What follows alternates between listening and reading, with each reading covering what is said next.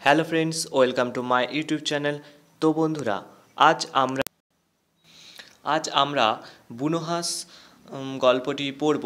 তো বুনোহাঁসের লেখিকা হচ্ছেন লীলা মজুমদার। তোমাদের বইয়ের পৃষ্ঠা নম্বর হচ্ছে 6। ঠিক আছে। গল্পটি পাঠ করার আগে আমরা বলে রাখি যে এই ভিডিওতে কিন্তু আমরা বুনোহাঁস গল্পটির সম্বন্ধে পুরো গল্পটি পড়ে শোনাবো এবং বোঝাবো। তো এর পরবর্তী ভিডিওতে আমরা বুনোহাঁস গল্পটির যে সমস্ত কোশ্চিন অনুশীলনীটা রয়েছে, প্রশ্নগুলো, তো সেই প্রশ্নের সমাধান করে করে দেখাবো। তো সেই ভিডিওটি পাওয়ার জন্য এখনই আমাদের চ্যানেলটিকে সাবস্ক্রাইব করে নাও এবং বেল আইকনটিকে বাজিয়ে নোটিফিকেশন অল করে নাও। এবং আমি এই ভিডিওর ডেসক্রিপশন বক্সেও কিন্তু সেই ভিডিওটির লিঙ্ক দিয়ে দেব। তো চলো, বুনোহাঁস গল্পটি এর লেখিকা লীলা মজুমদার সম্বন্ধে কিছু জেনে নেওয়া যাক। তো বন্ধুরা, তোমাদের বইয়ের পৃষ্ঠা নম্বর 10 খুললেই দেখতে পাবে এখানে লীলা মজুমদার সম্বন্ধে কিছু বলা আছে। তো আমরা সেটা পড়ে শোনাই। তো লীলা মজুমদার জন্ম কলকাতায়। তো তিনি জন্মগ্রহণ কোন শহরে জন্মগ্রহণ করেছিলেন? কলকাতায় জন্মগ্রহণ করেছিলেন জ্যাঠামশাই উপেন্দ্রকিশোর রায়চৌধুরীর বাড়িতে। অর্থাৎ তিনি কোথায় জন্মগ্রহণ করেছিলেন? না, জ্যাঠামশাই উপেন্দ্রকিশোর রায়চৌধুরীর বাড়িতে জন্মগ্রহণ করেছিলেন। ঠিক আছে। বাবা প্রমোদারঞ্জন রায় বনের খবর বইয়ের লেখক ছিলেন। অর্থাৎ তার বাবার নাম কি? তার বাবার নাম হচ্ছে প্রমোদারঞ্জন রায়। এবং তিনি তিনি কোন বইয়ের লেখক ছিলেন? তার বাবা বনের খবর নামক বইয়ের লেখক ছিলেন। শৈশব কেটেছে শিলং পাহাড়ে। অর্থাৎ লীলা মজুমদারের ছোটোবেলাটা কোথায় কেটেছে? শিলং পাহাড়ে। 1920 সাল থেকে কলকাতায়। অর্থাৎ তিনি 1920 সাল পর থেকে তিনি কলকাতায় এসেছেন। তার আগে তার ছোটোবেলাটা কোথায় কেটেছে? শিলং পাহাড়ে কেটেছে। সারা জীবন সাহিত্য চর্চায় তার সঙ্গী ছিল। তিনি সারা জীবন ধরে সাহিত্য সাহিত্য সাহিত্য চর্চাই করে গেছেন। ঠিক আছে। প্রথম ছোটদের বই হচ্ছে বদ্রীনাথের বড়ি। অর্থাৎ তার লেখা প্রথম ছোটদের জন্য বই হচ্ছে বদ্রীনাথের বড়ি। এবং তার অন্যান্য বিখ্যাত উল্লেখযোগ্য গ্রন্থ হচ্ছে ছোটদের জন্য প্রদীপিসির বর্মি বাক্স, হলদে পাখির পালক, টং লিং মাকু। ঠিক আছে। তো তার প্রথম ছোটদের জন্য লেখা বইয়ের নাম কি? না, বদ্রীনাথের বড়ি। এবং অন্যান্য উল্লেখযোগ্য ছোটদের জন্য লেখা বইয়ের নাম কয়েকটি যদি জিজ্ঞেস করা হয় তো বলবে প্রদীপিসির বর্মি বাক্স, হলদে পাখির পালক, টংলিং মাকু। ঠিক আছে। তারপর ছোটদের জন্য সন্দেশ পত্রিকায় যুগ্ম সম্পাদক ছিলেন বহুকাল। বহু পুরস্কারে সম্মানিত হয়েছেন তিনি, যার মধ্যে রয়েছে রবীন্দ্র পুরস্কার, আনন্দ পুরস্কার, ভারতীয় শিশু সাহিত্যের পুরস্কার। তো তারপর দেখো এখানে নিচে তার লেখা গল্প স্বল্প বই থেকে বুনোহাঁস গল্পটি নেওয়া আছে। এই যে লেখাটা রয়েছে, অর্থাৎ এখান থেকে আমরা কি জানতে পারলাম? যে বুনোহাঁস গল্পটি পড়বো, তো এটি কোথা থেকে নেওয়া হয়েছে? গল্প স্বল্প বই থেকে নেওয়া হয়েছে। লীলা মজুমদারের লেখা গল্প স্বল্প বই থেকে বুনোহাঁস গল্পটি নেওয়া হয়েছে। তো তারপর নিচে দেখো এখানে 13.1 প্রথম কোশ্চিন রয়েছে, 3টি কোশ্চিন রয়েছে। প্রথম কোশ্চিনটি রয়েছে যে লীলা মজুমদারের জন্ম কোন শহরে? লীলা মজুমদারের জন্ম, আমরা এখানে এটা পড়ার আগেই আমরা এখানে পড়েছিলাম যে জন্ম কলকাতায়। কলকাতায় জ্যাঠামশাই উপেন্দ্রকিশোর রায়চৌধুরীর বাড়িতে। এখানে যে এই লাইনটা পড়েছিলাম, এখান থেকে আমরা কি বুঝতে পারছি যে লীলা মজুমদারের জন্ম কলকাতা শহরে। ঠিক আছে। তারপর তোমাদের নেক্সট যে কোশ্চিনটা রয়েছে যে তার শৈশব কোথায় কেটেছে? তার শৈশবটা কোথায় কেটেছে? আমরা এখানে আগে যে প্যাসেজটা পড়লাম, তো এখানে দেখো আমরা পেয়েছিলাম যে তার শৈশব কেটেছে শিলং পাহাড়ে। অর্থাৎ উত্তর হবে তার শৈশব শিলং পাহাড়ে কেটেছে। ঠিক আছে। তারপর তোমাদের নেক্সট যে 13.3 যে কোশ্চেনটি রয়েছে যে ছোটদের জন্য লেখা তার দুটি বইয়ের নাম লেখো। ছোটদের জন্য তার লেখা দুটি বইয়ের নাম এখানে অনেকগুলি রয়েছে। যেমন তোমরা এটা লিখতে পারো যে তার ছোটদের জন্য লেখা প্রথম বই ছিল বদ্রীনাথের বড়ি। ঠিক আছে। এই যে এটা বদ্রীনাথের বড়ি। তো তারপর এছাড়াও তার অন্যান্য আরও উল্লেখযোগ্য বই ছিল, যেমন প্রদীপিসির বাক্স, হলদে পাখির পালক, টংলিং মাকু, এইগুলি। ঠিক আছে। তাহলে উত্তরটা কি হলো? না, ছোটদের জন্য লেখা তার দুটি বইয়ের নাম হলো দুই বইয়ের নাম হলো প্রদীপিসির বর্মি বাক্স, হলদে পাখির পালক আর টংলিং। তো এখানে এই 3টি কোশ্চিন হয়ে গেল। তো এবার চলো আমরা গল্পটি পাঠ করি। তো বুনোহাঁস লীলা মজুমদারের লেখা। তো প্রথমেই আমরা এখানে যেটা পড়ব, যে স্টার্ট করার আগে বলে রাখি, ভিডিও ভালো লাগলে অবশ্যই লাইক করবে, কমেন্ট করবে এবং শেয়ার করবে। তো স্টার্ট করলাম যে এখন এখন যদি আকাশের দিকে চেয়ে দেখো, দেখতে পাবে দলে দলে বুনো হাঁস তীরের ফলার মতো আকারে কেবলই উত্তর দিকে উড়ে চলেছে। ঠিক আছে, তো এখানে যে প্রথম যে লাইনটি রয়েছে বলছে যে এখন যদি আকাশের দিকে অর্থাৎ শীতের শেষের দিকে যদি দেখো, আকাশের দিকে চেয়ে দেখো, দেখতে পাবে দলে দলে বুনো হাঁসগুলো কি না তীরের ফলার মতো, তীরের ফলার আকারে আর কি তারা উড়ছে, কেবলই উত্তর দিকে উড়ে চলেছে। কোন দিকে উড়ে চলেছে না উত্তর দিকে উড়ে চলেছে। তারপর কেউ এত উঁচুতে উড়ছে যে কোনো শব্দ নেই, অর্থাৎ কেউ কেউ এত উঁচুতে উঠছে যে কোনো শব্দই পাওয়া যাচ্ছে না, শব্দ শোনা যাচ্ছে না। কারো কারো আবার শুধু ডানার শোঁ শোঁ শব্দ শোনা যাচ্ছে। ঠিক আছে, তো কেউ বা আবার বলছে গাঁক গাঁক শব্দ করছে আর কি, কোনো কোনো বুনো হাঁস আবার গাঁক গাঁক শব্দ করছে। তো ওরা গরম গরম দেশে শীত কাটিয়ে এখন শীতের শেষে আবার নিজেদের দেশে ফিরে যাচ্ছে। অর্থাৎ এখন ওরা কি গরমের দেশে শীত কাটে, তারা কোথায় ছিল গরমের দেশে, গরমের দেশে শীতটা শেষ হয়ে গেছে, তো শীতের শেষের দিকে তারা কী করছে নিজের দেশে আবার ফিরে চলে যাচ্ছে। ওদের বেশি গরমও সয় না আবার শীতও সয় না, অর্থাৎ বুনো হাঁসদের বেশি গরমও সয় না আবার শীতও সয় না।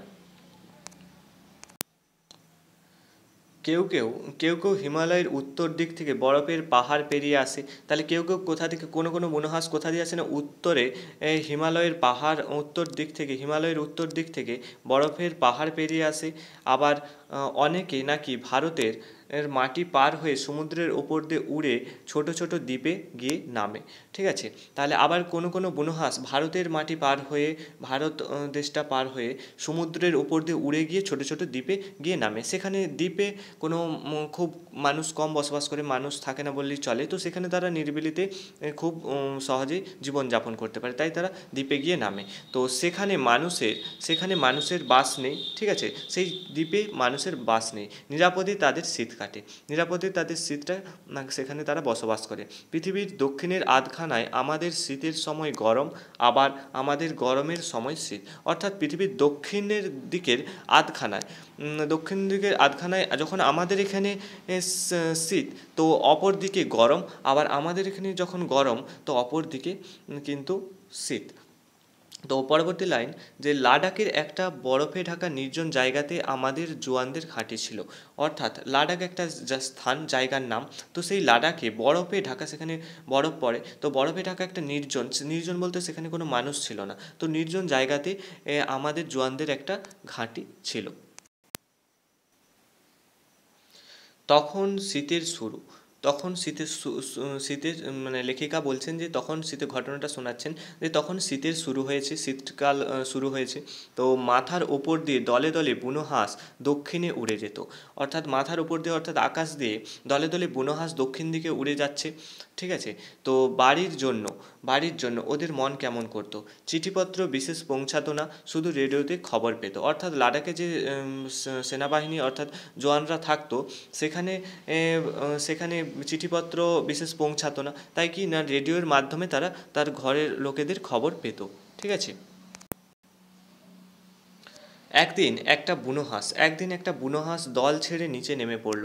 অর্থাৎ সেই বুনো হাঁসগুলো যখন আকাশ দিয়ে উড়ে যেতেছিল, তখন হঠাৎ একটি বুনো হাঁস দল ছেড়ে নিচে নেমে পড়ল, একটা ঝোপের ওপর নেমে থরথর করে কাঁপতে লাগলো।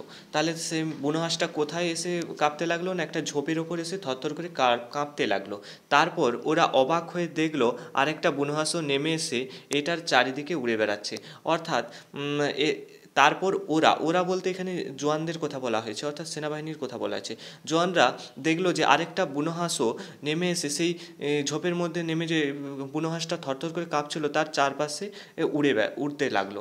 তো বরফ পড়তে শুরু করতেই জওয়ানরা গিয়ে আগের হাঁসটাকে তাঁবুতে নিয়ে এলো। অর্থাৎ বরফ পড়া শুরু হতেই জওয়ানরা কী করলো, সে আগের যে বুনো হাঁসটা থরথর করে কাঁপছিল ঝোপের মধ্যে নেমে, সেই হাঁসটাকে তাদের তাঁবুতে নিয়ে এলো। অন্য হাঁসটা প্রথমে তেড়ে এসেছিল, অন্য যে হাঁসটা তার চারপাশে উড়ে বেড়াচ্ছিল সেই হাঁসটা প্রথমে তেড়ে এসেছিল, তারপর ওদের সঙ্গে নিজেই গিয়ে তাঁবুতে ঢুকলো। তারপর সেই যেই বুনো হাঁসটা থরথর করে কাঁপছিল তাকে তাঁবুতে নিয়ে গিয়েছিল। তো তারপর সে তার সঙ্গী বুনো হাঁসটাও তাদের সঙ্গে তাঁবুতে ঢুকলো। ভেতরে ছেড়ে দিতেই দেখা গেল প্রথম হাঁসটার ডানা জখম হয়েছে। তাহলে ভেতরে নিয়ে যে সেই বুনো হাঁসটা ছেড়ে দিতেই বুঝতে পারলো তারা জোয়ানরা যে প্রথম বুনো হাঁসটার আর ডানা জখম হয়েছে, তাই বেচারি উঠতে পারছে না, তাই নিচে নেমে এসেছিল। জোয়ানদের মুরগি রাখার খালি জায়গা ছিল। জোয়ানদের একটা মুরগি রাখার খালি জায়গা ছিল, তো সেখানে বুনো হাঁসরা রইলো। সেখানে বুনো হাঁস দুটো থাকলো, বাস করতে থাকলো। টিনের মাছ, তরকারি, ভুট্টা, ভাত, ফলের কুচি এইসব খেত। অর্থাৎ তাদের দিকে কী খেতে দেওয়া হতো? টিনের মাছ, ভুট্টা, ভাত, ফলের কুচি এইসব খেত। ওদের দেখাশোনা করা জোয়ানদের একটা আনন্দেরই কাজ হয়ে দাঁড়ালো। অর্থাৎ সেই বুনো হাঁস দুটো দেখাশোনা করা জোয়ানদের একটা মানে দেখাশোনা করতে জোয়ানরা আনন্দ পেত। পরের হাঁসটা ইচ্ছা করলেই উড়ে যেতে পারতো। ঠিক আছে, যেই একটা হাঁস জখম হয়েছিল আর তার সঙ্গীটা জখম ছিল না, তো সে চাইলেই উড়ে যেতে পারতো, কিন্তু সঙ্গীকে ছেড়ে গেল না। অর্থাৎ তার সঙ্গী বুনো হাঁস টিকে ছেড়ে গেল না। তো সারা শীতকাল দুজনে ওখানে থেকে গেল। তো আস্তে আস্তে হাঁসের ডানা সারলো। অর্থাৎ সারা শীতকালটাই দুজনে ওখানে জোয়ানদের সাথে তাঁবুতে ছিল। তো আস্তে আস্তে হাঁসের ডানাটা সেরে গেল, জখমটা। তো তখন সে একটু একটু করে উঠতে চেষ্টা করতো। তখন সেই প্রথম বুনো হাঁসটা একটু একটু করে উড়ার চেষ্টা করতো। তাঁবুর ছাদ অবধি উঠে আবার ধূপ করে পড়ে যেত। তাঁবুর ছাদ অবধি উঠে যেয়ে আবার ধূপ করে সে মাটিতে পড়ে যেত। তো এমনি করে সারা শীত দেখতে দেখতে কেটে গেল। তো নিচের পাহাড়ের বরফ গলতে শুরু করলো। অর্থাৎ শীতকাল শেষের দিকে আবার সবুজ ঝোপঝাপ দেখা গেল। অর্থাৎ আবার গাছের চিহ্ন দেখা গেল। তো বরফ পড়েছিল, বরফে সব ঢাকা পড়ে গিয়েছিল। তো ন্যাড়া গাছে পাতার আর ফুলের কুঁড়ি ধরলো।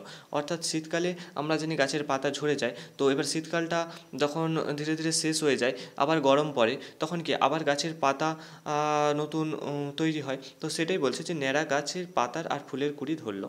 তারপর পাখিরা আবার আসতে আরম্ভ করলো।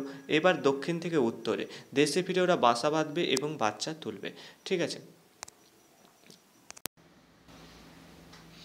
তো